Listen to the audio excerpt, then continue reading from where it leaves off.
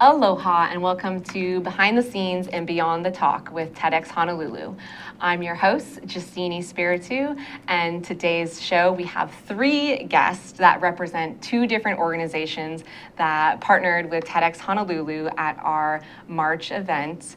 And to kind of recap what this series does, it gives us a chance to get the backstory behind not only our speakers, but our volunteers, as well as the organizations out in the community that are supporting us and helping us put on these events and carry on our mission. And this is our chance to kind of highlight them, get to know the work they do and what motivates them to get involved and be a part of the TEDx Honolulu team. So I'm excited to introduce, we have Ron Gonzales and Lisa Shozuya from LYON. And we also have Carl Campagna, who is Vice President of Kamaka Green, LLC. Thank you guys so much for joining me today. Thank you. Yeah, so I want to take this opportunity to let you guys have a brief kind of background of your organization and explain the work that you do. This is a new kind of organization I've talked with in terms of others that have come on. For example, Kahi with Sustainable Coastlines, who does beach cleanups. It's been great to PAAC, Pacific Alliance, group that takes students and takes them on their first trip abroad. So it's just really exciting to see the diversity of organizations that we get to work with and help support us. Cool. So why don't we start with LYON? Go ahead and give us some background and what you guys do. Okay, LYON is a civil engineering firm. We started back in 1961, actually in Okinawa. So we've always been an island firm, but we moved from Okinawa to Hawaii, and we've been basically island engineers developing designs for infrastructure, whether it's airports, seaports, highways, water systems, or school classrooms. And we are islanders by nature and by our profession, and we enjoy doing things that help improve island life. That's awesome. Mm-hmm. And the LYON Associates has another division that they just started, which is a training division. And we just started that this year. So we partnered with the National Disaster Preparedness Training Center. And we're going to deliver disaster preparedness training in the community. So Hawaii, all islands, some Pacific territories like Guam, CNMI, and American Samoa, and then Alaska, and some Pacific Northwest states like Washington and Oregon. It's a Pacific-specific campaign that we started, and really what we want to do is create a movement of resilience, a resiliency mindset in our communities. And so it's been a great opportunity for LYON to get out into the community in a different way or an expanded way, I would say. Yeah, it's very exciting. That's awesome. What does it mean to you to kind of be island specific, or what's unique about an island situation that you guys kind of have an expertise in, or the need to focus specifically on that? Well, the nature of our work is to provide infrastructure or facilities for the communities that we live in and work in. And on islands, those facilities take on greater importance because islands are so small and they usually only have one of something, like one airport or one water tank or one main highway. So because the work we do tends to be so important on an island, we tend to get input from the entire community on what's the best way to go about finding solutions to developing the infrastructure. And I think in that way, by involving the community more in our engineering process, we come up with better solutions. Because at the end of the day, the engineers like us, we design the works, we oversee the construction, and then we step back, and then the community uses it. And if the community hasn't had input on what they need, and it doesn't work, well, they don't, on a small island, you don't have any options. If the airport doesn't meet the people's needs for that island, then it doesn't work when they don't have another airport to drive to and use. So I think that's why the work we do on islands, it's a little bit different than a similar project on a, a large continent like in the US or in Asia or Europe, whereas there's always another option. There's another power plant or another highway or another airport, and if one's not working or not meeting capacity, then you just go to the next. So because we've had to be more sensitive to the specific needs of the community and the input we receive from them, I think our approach to engineering solutions is a little bit different than what you might typically find from an engineering firm. Yeah. Okay. I can add to that a little. So the motto of the company is improving island life, and they do that by weaving art, science, and culture. And culture is a very important aspect about the work that they do. So, like what Ron was saying, the engineering work that they do is very unique to islands, right? And so the people they attract within the company are very island-centric, and they have their hearts and minds, concentrated on that kind of stuff. So when they do the work, they're looking at it from that whole community perspective.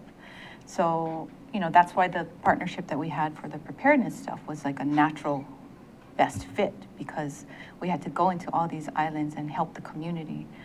And yeah, it made perfect sense. So That's awesome. So the engagement portion of getting key. community feedback, that's unique to engineering firms? I don't know if it's unique to engineering firms, but it is to this one. Mm-hmm. So Yeah, I think in other situations, an engineering solution is approached by a strict formula or a guideline or a regulation, and you're just kind of drawn to a solution almost like a cookbook. You just follow the recipe. Right, and like you get theories like a or linear research theories. Or for example, you might want to design something and put it in a certain location because the calculations, your engineering calculations say to put this facility right here. Mm-hmm. But in an island, where space is limited and land is extremely valuable because there's not much of it, that spot for that engineering facility may have other importance, cultural importance, community importance, environmental importance, historic importance, and so you have to allow for that. And so a lot of times we'll even just simply the idea of placing a facility somewhere is not an engineering solution, but it's a community solution. You might get a village chief to say, you need to move this pump over 10 feet away from this coconut tree because that stone over there is got a history and so forth. And so as an engineer, you have to do it, even though your textbook or your computer program will say, well, it should go here for the best outcome. But our work is not just about engineering, it's about community. Mm-hmm. And we have to include all of that input in what we do. And I think that doesn't really happen as much in communities that aren't so tightly woven and so interdependent on each other, and where everything on an island is important. Yeah. Every resource, every rock, every stone, every story, every community, every family, it's all important, and you have to allow for that in doing your engineering work. Yeah, and I really appreciate that effort and kind of that perspective of trying to get the community buy-in. I'm curious of how engaged does the community get? Are people excited to participate in something like that, or is it kind of hard to get people? Are you? Well, my experience, and I've been working in the Pacific for almost 29 years now, and my experience is that the smaller the island, the more participation there is in the community. Mm-hmm. Everybody wants to be involved. Everybody wants to know. First of all, they want to know what's going on. Mm-hmm. But second of all, they want to have their opinion expressed. And a lot of things in island communities are done by consensus, by community consensus. Everybody has to participate, and everybody wants to participate. So I've found that, in my experience, I get more participation and more impact and more input from the community on even the smallest project. Where to put, a picnic bench at a park, and where to, what type of swimming pool, how is it going to look, and what are the hours, and everybody has their say, because at the end of the day, the whole community is going to use that facility, and so everybody wants to wants to participate and make it the best for the whole community. Yeah, it's always really exciting to me to hear about people that really want to be a part of that process of designing their environment. I think we take it for granted how much that influences us on a daily basis, and so it's great to hear when people are active in that kind of engagement. So awesome. So let's hear a little bit more about, or let's hear some about you and Kamaka Green. Sure. No, thank you. First of all, let me say I'm honored to share the table with LYON, Yes. and as well as yourself. So thank you very much. Appreciate Thank the you. opportunity. We share a lot of the same values when it comes to that as well. Kamaka Green is, first of all, a woman-owned, Native Hawaiian-owned consulting business. We do renewable energy and environmental consulting services.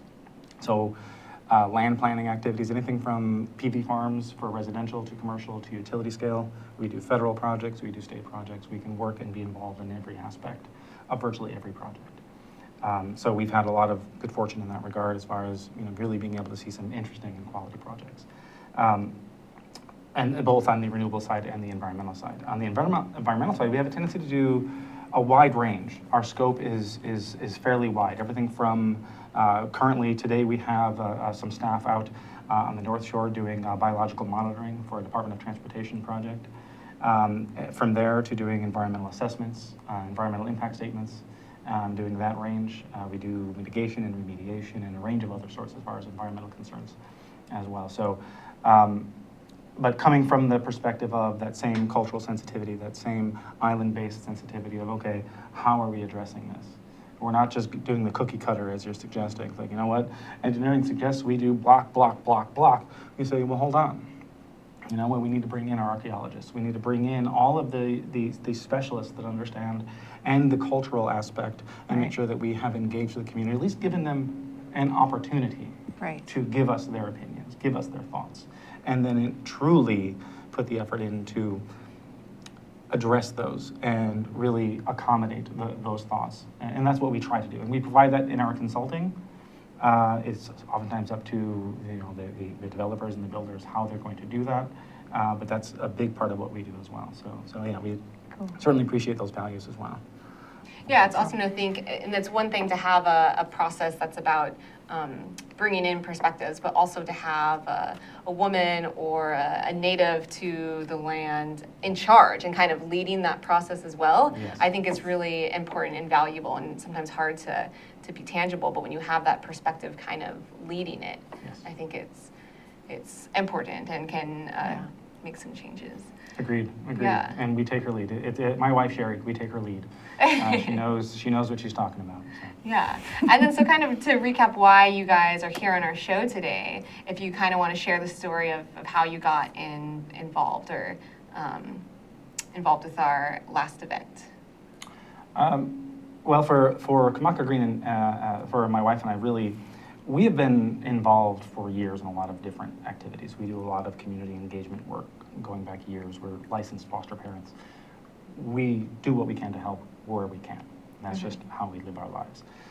So when it comes to opportunities to advance ideas or to at least advance the opportunity for conversations, we find that to be equally important. So I believe the largest part of what we did for the event that we're talking about in March was that we helped bring a few people together to speak. We suggested several people who could. We tried to help coordinate and arrange so that they could actually be there to provide some input, some comment, and to speak. And we're always very happy to do that. If we're not the ones speaking, we try to not always be the ones speaking. We try to make sure that other specialists can be there and give their thoughts. So we're always very happy to facilitate and help, anything that can help advance, as I said, ideas, help grow and develop communities and people and organizations we're always there for. Yeah, and I like what, in terms of facilitating, that's what I really love about Honolulu, the fact that it is such a close community, and it's, we know one person that knows a couple other experts or the right people that we want to showcase or feature. I like that small aspect to it. And so you guys recommended we get in touch with LYON. Exactly. Yes. Yeah, and so what you guys, the support that we received from LYON is actually what helped us, we were able to hire Sustainable Coastlines to manage our waste, which was a huge initiative that we kind of started 2 years ago. We started a sustainability initiative to kind of look at how we address waste, energy, transportation, and food in just the planning of the event. I kind of helped spearhead that, and so it's been exciting to see what we can do with what we have and in terms of what that means for event planning. And so it's been great to, it's a little bit separate from the speakers themselves that we're featuring. It's a whole nother way for organizations to get involved. So Right. we are so thankful that with your support, we were able to bring Sustainable Coastlines on board. That's exciting, actually. Yeah, we're happy to do it because, like I said, we're an island firm. Our headquarters is here in Hawaii, but we have offices throughout the Pacific, all the way out to places such as Guam and Palau and other places in Micronesia, even in Southeast Asia. And in each of those communities, we try to not only just do our work, our engineering works or environmental works or landfill designs or what have you, but we find out what the community needs are and add to that and sponsor those types of events, whatever they may be. That's awesome. We're going to go to a quick break and then just get into a little more detail about, I feel like the work you guys do on a daily basis is so much about contributing to the community, and so just want to hear a little bit more about why you felt compelled to kind of join the TEDx Honolulu team. Cool. We'll take a quick break and then come right back to that. Great. Aloha, I'm Kirsten Baumgart-Turner, and I host Sustainable Hawaii every Tuesday from 11 a.m. to 12 noon. My guests offer insights on challenging economic and environmental issues facing our state and offer innovative solutions to increasing Hawaii's long-term sustainability. Recently, we've been focusing on sustainable land development, food, and energy security. If you have a project or issue you'd like to discuss on the show or would like to be a guest, please contact me at kirstenbturner@gmail.com and tune in live weekly or view the show at your convenience at thinktechhawaii.com. Mahalo. Aloha! How you doing? It's me, Angus McTech, wishing you to welcome and join us to see us on Hibachi Talk on ThinkTech Hawaii. Join my co-hosts, Gordo the Tech Czar and Andrew every Friday from 1300 to 1345. We look forward to seeing you. We'll talk tech and we'll have some wee bit of fun. And remember, let your wing gang free wherever you be. Aloha! Aloha and welcome back to Behind the Scenes and Beyond the Talk with TEDx Honolulu. I'm your host, Justine Espiritu, and today's guests are Gonzales, president of LYON, Lisa Shozuya, community outreach from LYON, and Carl Campagna from Kamaka Green. And these are folks from two different organizations that have helped support TEDx Honolulu in a number of ways in the past.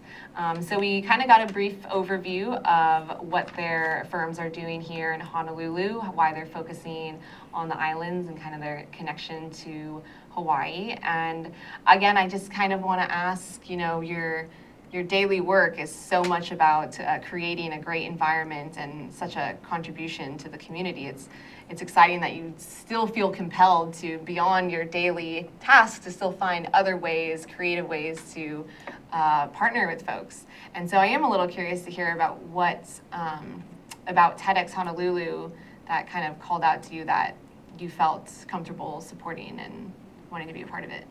So I can speak to that for LYON. If you ever walked into the LYON office, it's a very colorful place, right? Yes, it is. Yeah, it's a very colorful place. It's a very creative place, actually a very unexpected place when you think of a normal engineering firm. Mm-hmm. So TEDx Honolulu, to us, like Carl said, is a place where you can advance ideas. It's also a place where you can activate action in the community because people get inspired when people tell stories. Stories are very important, especially on islands, and we find that everywhere we work.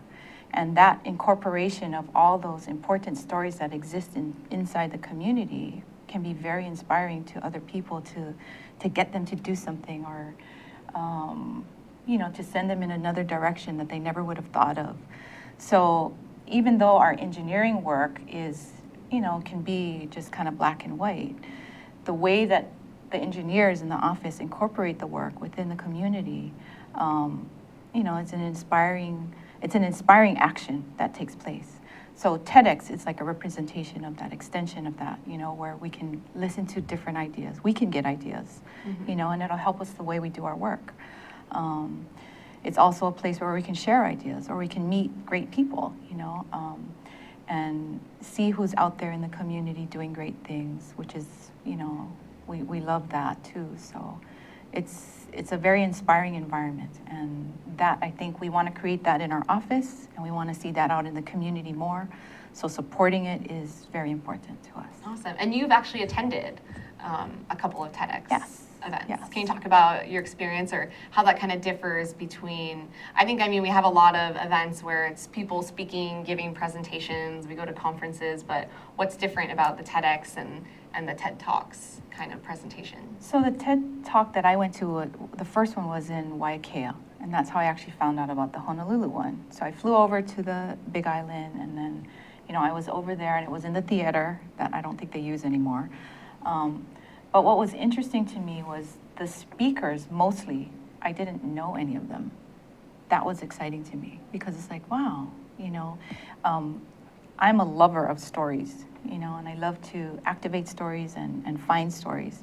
So to hear people, talk to me about what it is they care about, or a different idea, or a different way of looking at something, it just kind of inspired me and motivated me, in a different way. So the TED Talks to me do that to people, and I love the whole, I'll watch them when I have nothing to do on YouTube, right? It's like, I even have the app for it too, right? So yeah, it's a great platform. Yeah, awesome. I'm ideas, really excited about, it is the general TED Talks is like folks from all over the world sharing ideas. And those get shared over and over. Millions of people watch it. And the fact that they have this program for local communities to feature the people and ideas that are specific or from those cities is really great. And it's awesome when you have folks on stage that you don't know, and it's really great when you have folks on stage that you do know, your neighbors, your friends, and realizing there's so much going on here. I think Hawaii has a little bit of that reputation of it's just isolated in the middle of the ocean, nothing's going on, it's not the real world, and there's really so much innovation and excitement and it brings a greater appreciation for what we do have, because you get to see it right there. Yeah, definitely. How about for you that Well, Lisa really encapsulates it really. It's about inspiration. It really is. And for us, because we like to facilitate, the opportunity to facilitate that inspiration, the opportunity to, and that's what TEDx does, that's what TED Ed does, that's what all of that, that's really, globally speaking, what you do is you bring real world people, and this is the thing to me, I think that has always keyed into my interest is real world people that do real world jobs, that have a specialty and expertise in something, and they're afforded the opportunity to express their thoughts, their opinions, or how they achieved what they did based on their ideas, their ideals, and so forth. Those things are inspiring because you never know who needs to hear that. And who you never know who, that last little, I heard that and it was so motivating that I want to go start that now. I didn't realize how easy maybe, or it just takes this one thing, and I identified with that person who was speaking. Or I'm not the only one. Yeah, I'm not the only one who thinks this way. Exactly. And then yes, you get the global and yet local feel, and that's what TEDx Honolulu does, and that's one of the aspects of it that brings the global community together more, and that's an important aspect so that we all can communicate better. And that reminds me of one note when I've talked to some of the different speakers that have been on, and I asked them to compare their TEDx experience to all the other speaking engagements. And one of the things is, they have a real brief amount of time, like between 8 and 10 minutes, and they're part of a day-long event where it's not, the audience isn't necessarily their industry, and so they have to present it in a different way. You get more of maybe like a personal influence. It's more about their story rather than just the topic itself. So it's really great to see, some of the folks in our community that are used to speaking and giving talks, but this has been a new experience for them to kind of reflect back more on a personal side to it, which Yes. is like really That's exciting. the part that I love, yeah. And Yeah. how they got there, Right. to realize that, Yeah. you know what, I can tap into that too. It's true, because you're finding out things actually that maybe you didn't know about somebody that, you know in the community, and then they're talking, and then all of a sudden you hear a completely different side to them, right? And it comes out, and it's like, wow. And then I It's think that always brings that inspiring. out of the attendees as well. Yeah. When you're, we try to make a big effort. It's a day-long event. We have a couple breaks, a couple lunch break, snack break to give you some time to mingle and meet the attendees, other attendees, meet the speakers. We have some activities that go on to just kind of continue that stimulation and have it be not something that's just between speaker speaking to the audience, but then, something we can all engage in and get excited about together. Right. Yeah. And you actually have a little more of a connection to TEDx.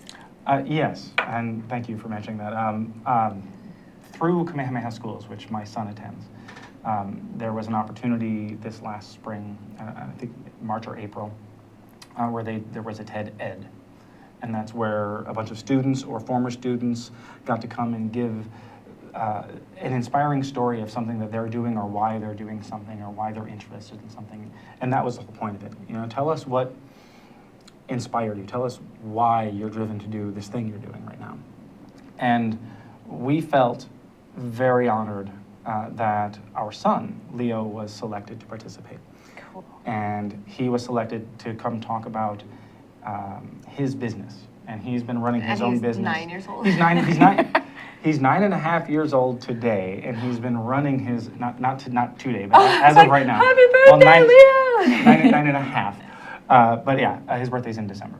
But he's 9.5 years old, and he's been running his business. It's been in existence and been at least in the process for 3 years. So when he was almost 7 years old, he came up with this idea. He wanted to earn extra money.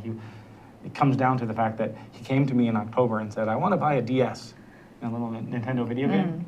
Like, it's October. Christmas is coming. I don't want to spend that kind of money on you like that. So it just opened itself up to him starting his own business. So he got to talk about his own business, and it was really a joy. And I'm thankful for the opportunity. Yeah, it's one thing for, adults to kind of share their story of where they've been, but also to hear from kids and get their perspective and remember what that's like is really cool. And to talk about showcase. inspiring, to realize that he kind of did that because he wanted to earn some more money. He wanted to create this thing, so he created this thing that he got to bring out to 30 different kids from across the island. And through this, and that became what his thing was. And that can inspire someone else to do their thing. Doesn't matter what your age is. And it must have done a lot for him to get up there and tell his story, right? I mean, like... Yes. As I mentioned when we were off, he did it sort of in a Calvin and Hobbes kind of sense. And So we can look that up, right? Please look that up. Can we Google... You can Google a number of things with him. You can Google Leo's story. You can Google Leo, TED Ed, Kamehameha Schools. And those things will come up. Okay, which reminds me. So we're gonna take another quick break, and then I actually want to hear more of each of your story for our last segment of how you kind of got to where you are today. But quickly, feel free to join our conversation on Twitter. You can tweet us at ThinkTech High and throw out any questions or comments you want to share. So we're gonna take a quick break, and we'll be right back. Thanks. Aloha, my name is Roy Kodani, and every Wednesday at 1 p.m. I host Life in the Law, which is a segment of ThinkTech Hawaii. And basically, I host guests who have some relevancy to law in Hawaii. And I hope you will continue to tune in. If you have questions, tweet us at ThinkTech Hawaii. Mahalo. Hi, I'm your host on ThinkTech Asia, Bill Sharp. I look forward to you joining us each Monday between 4 and 5 o'clock when we film right here in our studio in downtown Honolulu. The show, ThinkTech Asia, focuses on contemporary events in Asia. And by Asia, we mean anything from Hawaii, south to Australia and New Zealand, west to Pakistan, and as far north as the Russian Far East. Clearly, this is one of the most economically dynamic centers of the world, and we bring you up to date on what's going on in a whole host of countries in this very vital region. We look forward to seeing you. Aloha. Aloha and welcome back to Behind the Scenes and Beyond the Talk with TEDx Honolulu. I'm your host, Justine Espiritu, and today we have representatives from LYON as well as Kamaka Green. They're two organizations that have contributed to the TEDx Honolulu family in a number of ways. LYON allowed us to work with Sustainable Coastlines with our waste management at our March event. And Kamaka Green helped make that connection between us, as well as we had Leo as a speaker at a TEDx Ed event. So it's just exciting to see all the connections we can make in our community through TEDx Honolulu and get to know each other and each other's stories and what's going on. So for this last segment, I wanted to take some time to get some, maybe about 5 minutes background on each of you and kind of how you got into the position you're in, the work you're in, and where you came from. I know you are from Seattle. Yeah, originally, yeah. Okay. And your whole career has been in engineering? Yeah, pretty much. I started my career in engineering in California, actually, doing a lot of subdivision designs, golf courses, military facilities, and so forth. An opportunity came along to work on a master plan for a community college on the island of Guam. And I was asked if I would go to Guam for this one little project, and I thought, why not? Never been to Guam. Let's check it out. That was 25 years ago, and I'm still in the islands. I just fell in love with the islands and the communities and the water and just all of it. And I've just been enjoying doing all sorts of projects on all sorts of islands, from islands with a population of 6 to, island like Honolulu with population of quite a few more than 6. Yeah. So that changed for you when you started working on that project on Guam. Was it an instant click of like you wanting to focus on islands, like noticing that difference? Well, it was very apparent to me that working on an island, the work you do has so much impact on the entire community because it's a small, enclosed sort of space, and no matter where you are on the island and what you're doing, everybody else is going to know about it. And so I realized that, wow, I better do this right, because if my work isn't right, I'm going to see, the guy in the grocery store, or I'm going to see. Tell you every day it's not right. You can't hide. Everybody knows your business. Everybody knows what you do. So you have to learn to get along and to play nice with your neighbors and all of that. And which is a great thing to be motivated to do. Yeah, it was a good thing too, because another thing I noticed was how close-knit island communities are. When things happen, a typhoon or a hurricane comes, or there's an earthquake, or there's a flood, or power goes out, or whatever, everybody gathers together and helps each other out. And so it just, over time, it just reinforced the fact that the work we do, which in engineering, it's really work for the communities. It's very important for all of the people in that community. So you got to do it right, and you have to do it in a way that meets people's needs. And so, it just became more fulfilling for me as an engineer to get that feedback and see the results of the work that the community is able to have an improved lifestyle, or safer neighborhoods, or what have you, and it just it's very rewarding. So that's why I stuck around. That's awesome. I mean, I feel pretty ignorant about engineering and that kind of work, so it totally just brought it into perspective for me of how meaningful and impactful that can be. So that's really exciting. Yeah, I'll just make one quick story. There was one little project I worked on in a small island of Palau, and it was for a small village of about 50 people. And all they wanted was a water system so they could have running water in the homes. And we finally, worked on the project and got it going. And the elder village chief, he said, "Are you going to finish this job on time? Is it going to work?" I said, "Yeah, it's going to work." And he said, "Good, because before I die, I want to know that my village has running water like in the outside world." Wow. And, you know, that was the only thing he wanted before he died. And it to- was up to you. had to No pressure. Yeah, so I had to make sure when the people turned their faucets on, they were going to get running water. And, you know, I can't, it's hard to describe that feeling of not just accomplishment, but of cooperation Yeah. and just community togetherness, that, you know, somebody needs something and there's somebody in the community that can help for that one thing. Yeah. And so everybody has a role in the community to participate and contribute, and that was my role, to give the, you know, the elder chief his wish of making sure water could, you know, be provided to all the community. So that's, you know, once I had that opportunity, I thought, oh, I got to stick around. Yeah. It's all right. Cool. Awesome.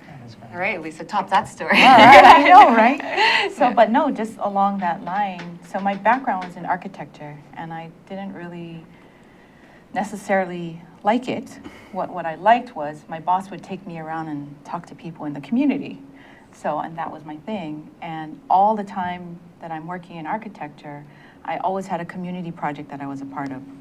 So, you know, fast forward into the future, I did a number of things. And one of the things that I feel is the most fulfilling is, or that got me to a place of understanding that where my heart is, which is in the community, is doing events and helping people to create events. And I've done that actually all over the world, as a consultant or as somebody who actually does it. So, and it's always about activating the community, starting a movement, creating something new that doesn't exist, and making something better than it was before. And that fulfillment that Ron talks about, you know, where you can see the end user so gratified with the help that you gave them, or the connection that you connected them with. I think that after a while, I started to see, you know, that this is my sweet spot. It doesn't really matter what the project is that I can be into the community and I can be helping them and helping them to figure out how to get to where they want to go, or get what they want. So last year I was working on Governor Ige's campaign, and how I got involved with that was with Governor Ariyoshi telling me that I should get involved with David Ige's campaign, and I was like, who's that? You know, but as he kept talking to me, he said, you're a community person, and you're gonna see the community in a whole nother light, so just do it. So I heard that, and that changed the whole arrangement in my body, and I was like, maybe I will. It's interesting, again, of just like what one word or one Yes. sentence from someone can trigger inside of you, or Exactly. like give you the motivation to like, Yeah, he "All said the I'm gonna go right for it." thing. Yeah, it was like a vibration in my body that was like full yes. Cool. Okay, so I did that, and I mean, that was amazing. You know, it was an amazing experience, meeting people all over the entire state with him, going around with Governor Ariyoshi, seeing the community in a much broader perspective, was eye-opening. It was sometimes heart-wrenching, gut-wrenching, moving, motivating. You know, I just wanted to do more. So after that was all over, LYON had an opportunity to do this partnership with NDPTC and do that specific campaign. So when they asked me to participate, I was like, yeah, we're gonna start a movement, you know, Awesome. and it's bigger than just preparedness classes, you know, because I like to create everything into the big picture, and the big picture is what's in our heart and mind. So, you know, the whole community outreach thing is huge, and it's been a groundswell of support and amazing connections with people that I think will continue for years to come.